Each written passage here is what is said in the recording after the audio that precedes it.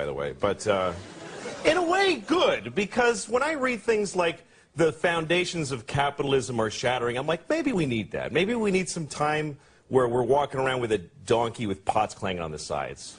You think that would just bring us back to reality? Yeah, because everything is amazing right now, and nobody's happy. Like, in my lifetime, the changes in the world have been incredible. When I was a kid, we had a rotary phone.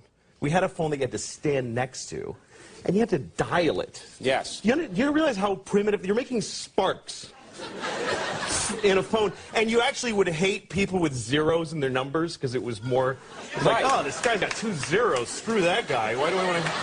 Yeah. And then if they called and you weren't home, the phone would just ring lonely by itself. And then if you wanted money, you had to go in the bank for when it was open for like 3 hours. You had to stay in line, write yourself a check like an idiot. And then when you ran out of money, you just go, well, I can't do any more things now. Right. I can't do any more things. That's it, yeah. That was it. And even if you had a credit card, the guy would go, ugh, and he'd bring out this whole shunk, and he'd write, he'd have to call the president to see if you have any money. And it's all true, kids. You had to call the president, yeah. It was ridiculous. Yes. Do you feel that we now, in the 21st century, we take technology for granted? Well, yeah, because now we live in an amazing, amazing world, and it's wasted on the crappiest generation of just spoiled idiots that don't care, because this is what people are like now. They got their phone, and they're like, it won't. Give it a second. It's going to space. Can you give it a second to get back from space? Is the speed of light too slow for you?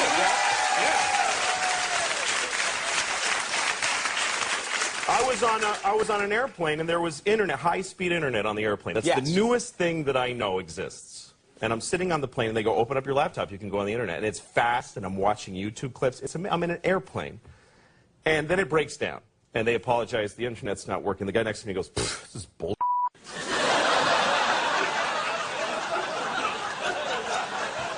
Like, how quickly the world owes him something he knew existed only 10 seconds ago. Right.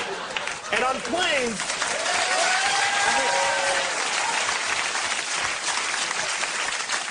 flying is the worst one, because people come back from flights and they tell you their story. And it's like a horror story. They act like their flight was like a cattle car in the 40s in Germany. That's how bad they make it sound. Right. They're like, it was the worst day of my life. First of all, we didn't board for 20 minutes. Right.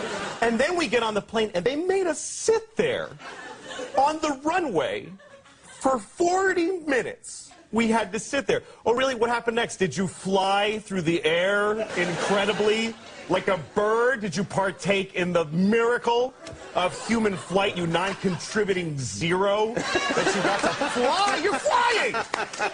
It's amazing. Everybody on every plane should just constantly be going, oh my God! Wow! Yes! You're flying.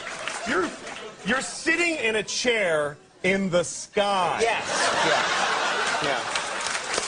That's right. Now, Louis, but it doesn't go back a lot. and it's not really. You know, here's the thing. People, like, they say there's delays on flights. Yeah. Delays, really? New York to California in 5 hours. That used to take 30 years to do that, and a bunch of you would die on the way there and have a baby. You'd be a whole different group of people by the time you got there. Now you watch a movie and you take a dump and you're home. Yeah.